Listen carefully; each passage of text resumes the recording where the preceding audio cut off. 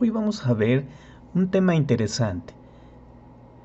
El tema es de los aminoácidos, sus características y sus propiedades.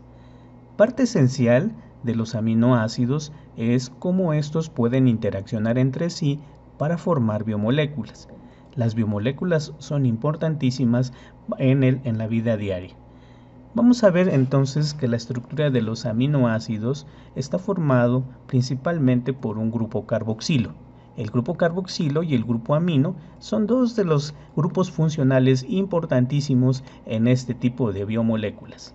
Las subunidades monoméricas forman proteínas, pueden formar enzimas y pueden formar anticuerpos, así como organelos y órganos. Tenemos un carbono alfa que supuestamente es quiral, el cual tiene 4 sustituyentes diferentes. En algunos de los casos los sustituyentes son indispensables para poder, en este caso, tomarlos como compuestos quirales. La cadena lateral en algunos aminoácidos es diferente. Cuando estos se protonan y cuando estos se desprotonan, forman lo que se llaman suiteriones. Los suiteriones son iones híbridos, en este caso. Tienen en algún momento una característica anfotérica. El anfoterismo puede ser relacionado con la solubilidad en agua y en otros disolventes. La polaridad puede ser parte polar y parte no polar. Pueden formar, en este caso, anfolitos, que son electrolitos anfóteros. En este caso estamos viendo cómo se desprotona en este momento el grupo carboxilo, formando un carboxilato. Hay algunos aminoácidos que tienen hasta 1 o 2 grupos amino. El grupo amino es parte esencial, por eso el nombre de aminoácidos. El grupo amino tiene también la capacidad de desprotonarse y formar una carga, o protonarse en este caso. Aquí vemos cómo se está protonando y está formando un aminoácido, en este caso, que está cargado positivamente. Aquí vemos que la suma, en este caso, de las cargas es importante. En el primer compuesto que está interaccionando, la carga es +1. En el segundo, como tenemos cargas tanto positivas como negativas, la carga es 0. En el caso de la desprotonación, puede formar, en este caso, cargas tanto positivas como negativas. Así pues, los aminoácidos están constituidos. Tenemos una gran cantidad de aminoácidos, pueden ser hasta 20 aminoácidos que pueden estar unidos covalentemente. Así pues, la asparagina, su nombre viene de los espárragos.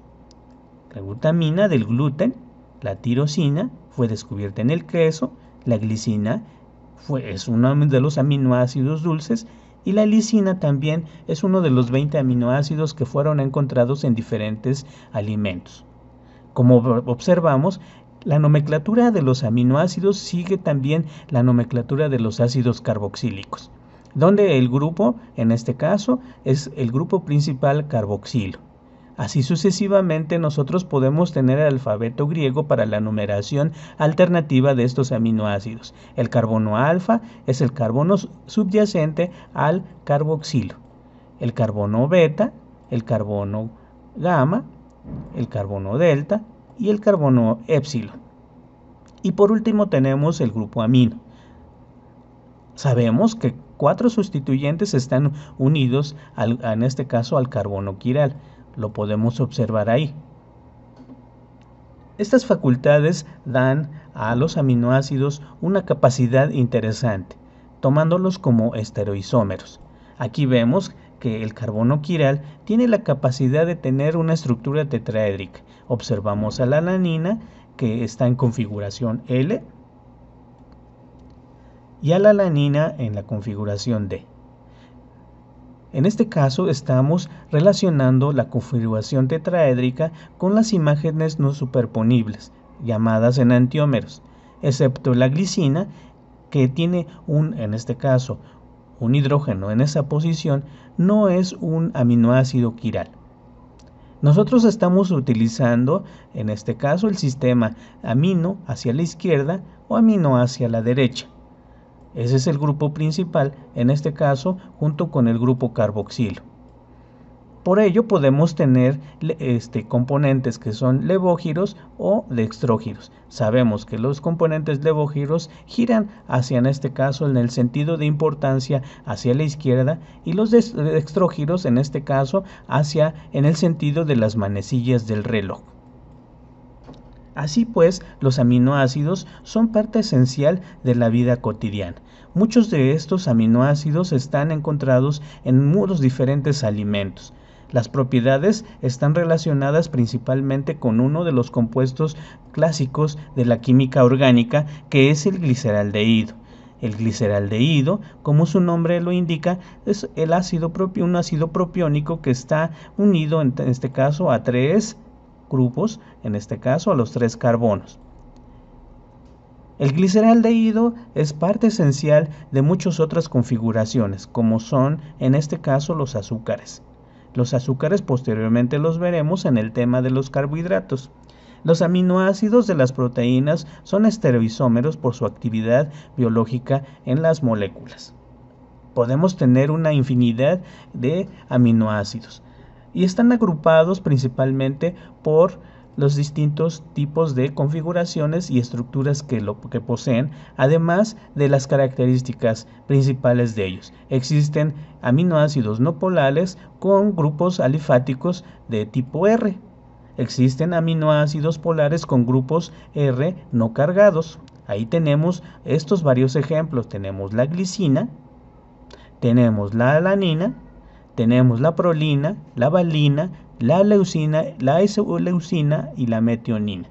Algunos tienen interacciones hidrofóbicas bastante amplias porque su cadena lateral empieza a crecer. Algunos otros tienen la capacidad no tan solo de tener carbonos ni nitrógenos, sino también azufres. Algunos pueden ser cíclicos, por ejemplo, o tener una estructura rígida. Podemos utilizar varios sistemas propios para enumerar, en este caso, a los aminoácidos, por su nombre extenso o ya sea por su nombre de 3 letras o de una letra.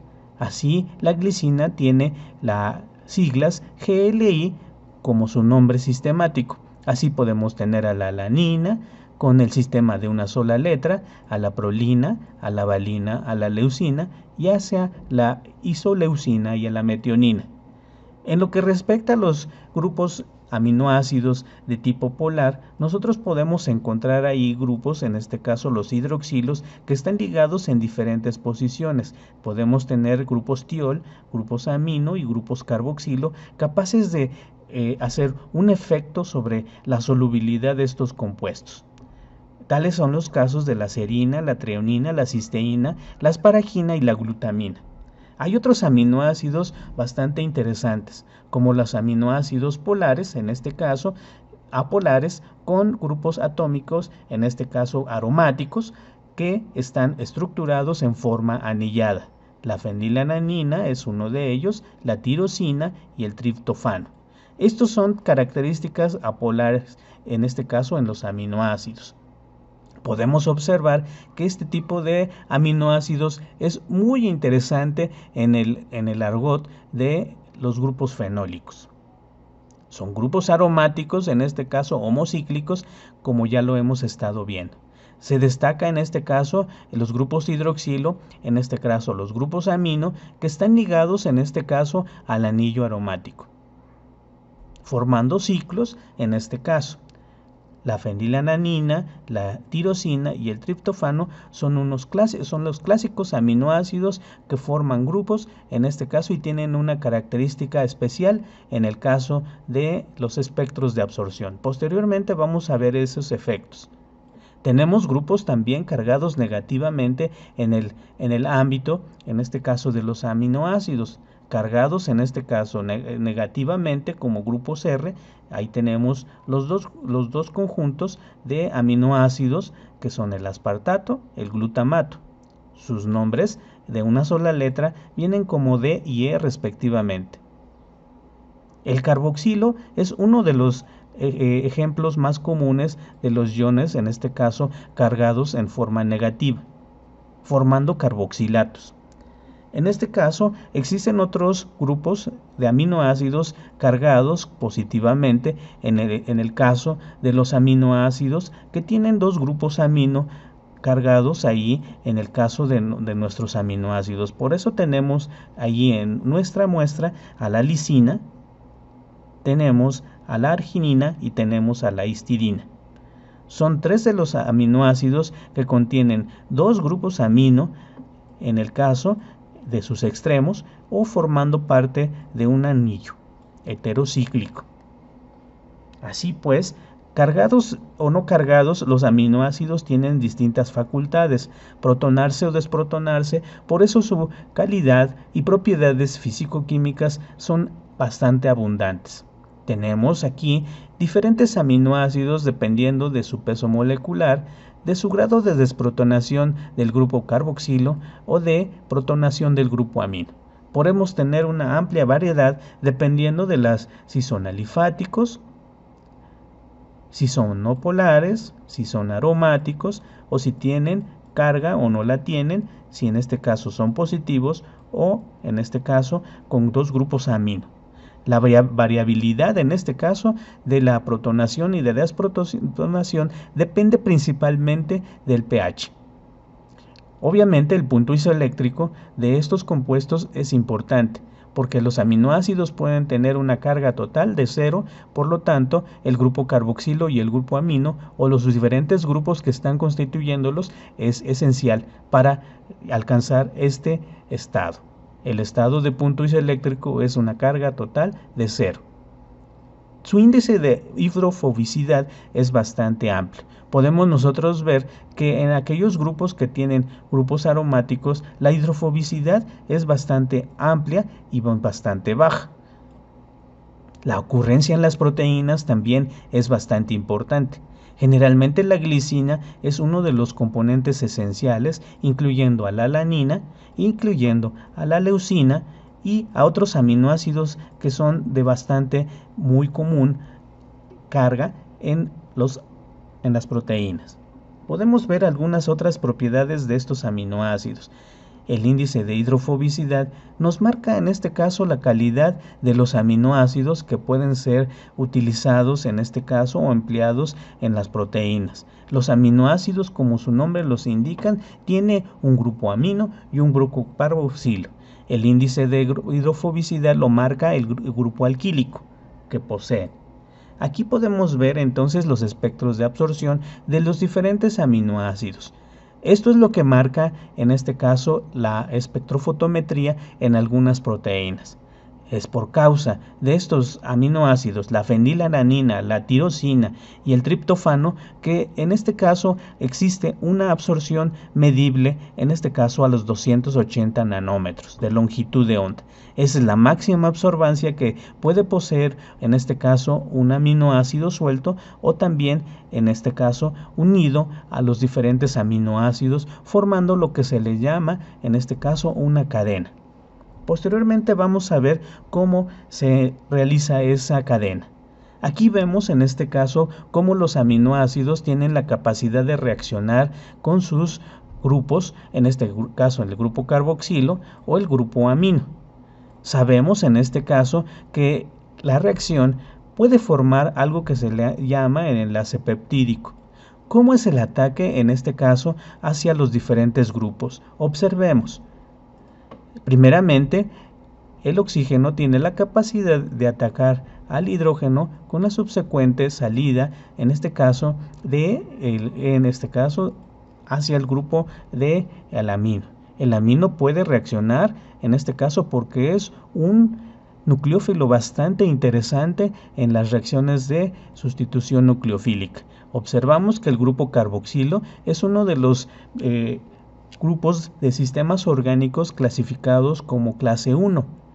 Por lo tanto, ese tipo de compuestos puede tener una reacción y ataque hacia el grupo carboxilo, al carbono específicamente del carboxilo.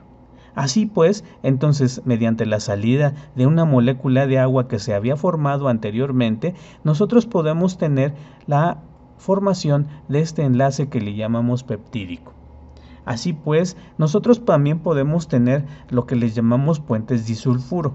Los puentes disulfuro también son parte esencial de las reacciones entre los aminoácidos. En algunos casos esos puentes disulfuro dictan, en este caso, la conformación de, en este caso, las proteínas. Los aminoácidos, en este caso, se están uniendo para formar lo que les llamamos cadenas peptídicas. Las cadenas peptídicas son las reacciones que han sufrido, en este caso, los aminoácidos que son de conformación diferente. Podemos observar, en este caso, algunos aminoácidos que han sido unidos a través de su grupo carboxilo y grupo amino. Ahí podemos ver, en este caso, a la serina, a la glicina, a la tirosina, a la alanina y a la leucina. ¿Cómo estamos leyendo, en este caso, aminoácido, este péptido que le llamamos? El péptido es una cadena de aminoácidos unidos entre sí a través de grupos que en este caso son los enlaces peptídicos. Tenemos un amino terminal y un carboxilo terminal. Estamos leyendo en este caso un sistema de nomenclatura bastante interesante que es relacionado con los enlaces peptídicos. Así pues, podemos nosotros tener cadenas y puentes disulfuro en este caso. Los puentes disulfuro se forman para estabilizar dos cadenas, en este caso de aminoácidos, que están ligados, en este caso formando los péptidos. Así pues, los aminoácidos tienen una gran variabilidad de formas geométricas y debido a su planaridad del enlace carboxilo, entonces nosotros y a la planaridad, en este caso del enlace peptídico, podemos tener diferentes formas. La planaridad es una de las partes esenciales de la configuración del enlace peptídico. El enlace peptídico es uno de los sistemas interesantes para poder analizar a las proteínas, en este caso, formando sistemas de planaridad en diferentes partes de los enlaces peptídicos que posee un aminoácido. Podemos ver en este caso que el plano está situado principalmente en el enlace peptídico. Repetimos, esta planaridad la dan los dobles enlaces y la resonancia que tiene el grupo amido ahí en los enlaces peptídicos. Es parte esencial en este caso tomar en cuenta los carbonos, que en este caso son los carbonos quirales y los carbonos alfa. Acordémonos que el carbono alfa es el carbono cercano al carbonilo. El carbonilo es uno de los grupos funcionales importantísimos. La planaridad, en este caso, de cada enlace peptídico no puede rotar o no puede tener una capacidad por la resonancia. Por lo tanto, tiene una configuración planar. Los enlaces entre nitrógeno y carbono alfa, entre carbono alfa y carbono, pueden rotar en sus ángulos que se llaman phi y psi. Ahí podemos ver en enlaces interesantes, lo que le llamamos el phi y el psi. Uno puede rotar hacia un lado y el otro hacia el otro lado. Estas configuraciones se pueden dar a lo largo de toda la cadena, en este caso del enlace peptídico. De los enlaces es como se están formando los péptidos. Así pues, podemos tener una estructura, en este caso primaria, secundaria y terciaria. Vamos a ver primeramente cómo es la estructura primaria, cómo se realizan esos enlaces de tipo covalente entre los diferentes aminoácidos y su secuencia, los puentes disulfuro, y hay algunas conformaciones que tienen, en este caso, la estructura primaria, que no tiene una conformación espacial definida. Aquí podemos nosotros ver el número de residuos por molécula de proteína que podemos tener. Estamos hablando de proteínas, en este caso importantes en la vida cotidiana, como son los citocromos C, de origen bovino, o el quimiotripsinógeno de origen bovino. El quimiotripsinógeno de origen bovino tiene una mayor cantidad de aminoácidos de alanina. Podemos ver la recurrencia, cómo son los aminoácidos, cuántas veces aparecen, cuántos aminoácidos son importantísimos en este tipo de proteínas. Ahí podemos ver diferentes aminoácidos de carácter polar y no polar, con grupos R y grupos disulfuro. Así es como una molécula se forma cuando se están formando los enlaces peptídicos. La estructura secundaria, en este caso, una vez que se ha formado la cadena polipeptídica, adoptan conformaciones diferentes. Podemos tener las alfa hélices o las hojas beta. Es importantísimo que nos demos cuenta que estos estudios ya se han hecho a través del largo del tiempo. Linus Pauling y Robert Corey estructuraron varias de las proteínas. Atbury encontró que la alfa-queratina posee una estructura regular cada 0.54 nanómetros. La disposición de la cadena es importantísima. Se dieron cuenta que la rigidez del enlace peptídico hace que cada una de las proteínas tengan diferentes configuraciones, libertades de rotación, que sean compactadas, enrolladas o a un eje longitudinal de la molécula. Los grupos R sobresalen, en este caso, en un esqueleto, si estamos hablando de la alfa hélice. Es de carácter helicoidal. Podemos ver algunas de las características en cuanto a los diferentes sistemas. Podemos ver que en este caso la disposición de la planaridad de cada uno de los aminoácidos a través de sus enlaces peptídicos forma parte esencial para que esto se vaya conformando como si fuera una alfa hélice. Podemos poder tener alfa hélices derechas o izquierdas en este caso. Aquí la conformación es importantísima. Tenemos también el ejemplo de las hojas beta. Las hojas beta son un tipo de conformación secundaria que es bastante extendida. Los aminoácidos que están conformando a las proteínas fibroína y la queratina son dos de las proteínas que están en este tipo de estructura. Hoja beta es una conformación en zigzag o de pliegue. Los enlaces pueden ser intracatenarios, intercatenarios, para poder hacer este tipo de aminoácidos, en este caso que conforman a estas proteínas. Los grupos R sobresalen de la estructura en zigzag, en direcciones opuestas o alternadas. Las cadenas polipeptídicas adyacentes pueden ser paralelas o antiparalelas. Paralelas cuando la misma orientación del aminoácido y el carboxilo están en un mismo sistema. Si las orientaciones de estos dos grupos, el amino y el carboxilo, son opuestas, en este caso estamos hablando de hojas beta antiparalelas. Parte esencial de esta configuración es esta hoja beta. Las hojas betas se ven de esta forma cuando son antiparalelas o paralelas, vistas en este caso de forma lateral o en forma de la vista hacia arriba. Observemos cómo están dispuestos. En forma antiparalela, cada uno de los aminoácidos están interaccionando de manera regular, y en forma paralela están interaccionando en forma diagonal con interacciones electrostáticas intermoleculares. Parte importante de estas cadenas es cómo se están conformando a través de codos. Los codos son importantes porque dan el giro hacia las hojas beta. Los giros en este caso están situados en cada una de las hojas y podemos en este caso tener diferentes configuraciones. Posteriormente vamos a ver cómo se conforman los giros. Aquí vemos en este caso que muchos de los aminoácidos de tipo de la lisina, en este caso del tipo 1, son los aminoácidos pequeños que permiten en este caso que se dé un giro. ¿Cómo es un codo? En este caso los codos y de los aminoácidos dan este tipo de secuencia en giro. La interacción puede ser diversa a través de los grupos amino y carboxilo, en este caso de los enlaces peptídicos, formando interacciones de puentes de hidrógeno para estabilizar en este caso un codo que le llamamos codo beta o codo de tipo 1 de tipo lisina. ¿Por qué? Porque la lisina es parte esencial de esos aminoácidos que están conformados por enlaces peptídicos para formar la cadena. Así pues, los diferentes aminoácidos son importantes. Las representaciones de Ramachandran son los efectos, en este caso, de cómo puede girar el enlace Phi y Psi, en este caso en cada uno de los residuos. Podemos observar giros permitidos y conformaciones permitidas en la mayoría de los residuos.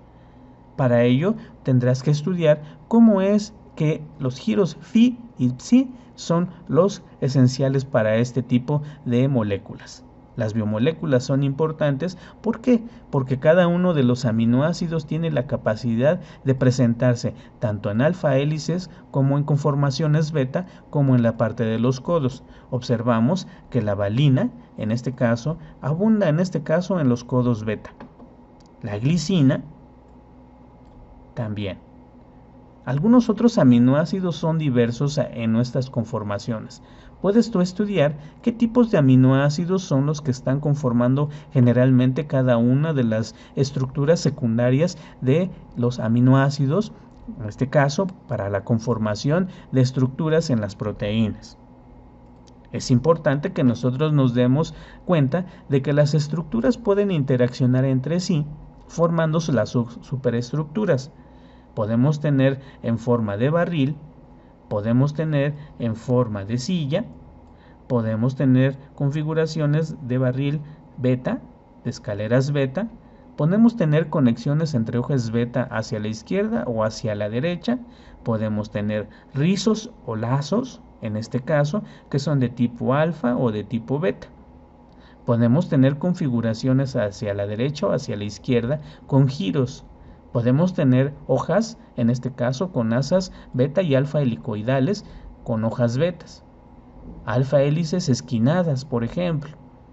Podemos tener conexiones de hojas beta alternadas. Y diferentes son las configuraciones que podemos tener con las estructuras o las superestructuras que se están formando. La estructura terciaria es parte importante de la relación que hay entre estas estructuras supersecundarias. Las relaciones espaciales son importantes. La estructura tridimensional completa de una proteína está relacionada principalmente con la estructura principalmente secundaria de las proteínas, que podemos tener fibrosas, en este caso, o globulares. Este es, en el caso de los aminoácidos, el resultado de las interacciones a lo largo, en este caso, de una estructura secundaria que es una secuencia de aminoácidos con conformaciones diferentes. Otros aminoácidos como la preonina, la treonina, la serina y la glicina pueden dar los giros y promotores, en este caso, para las diferentes proteínas. Las interacciones covalentes y los puentes disulfuro y las interacciones hidrofóbicas son importantes para la configuración de estas proteínas. Aquí podemos ver que estos residuos forman, en este caso, una diferencial, en este caso con las diferentes proteínas. La quimiotripsina tiene 247 residuos de aminoácidos. Un residuo es un aminoácido unido a través de los puentes, en este caso peptídicos, y de las interacciones que están haciéndose sobre los enlaces peptídicos y las cadenas polipeptídicas.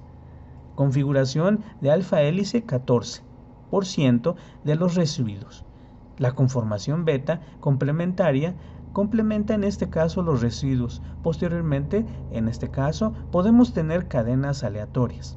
Aquí vemos que la parte esencial de estas superestructuras es esencial en cada uno de los residuos que conforman a las configuraciones alfa hélice y conformación beta.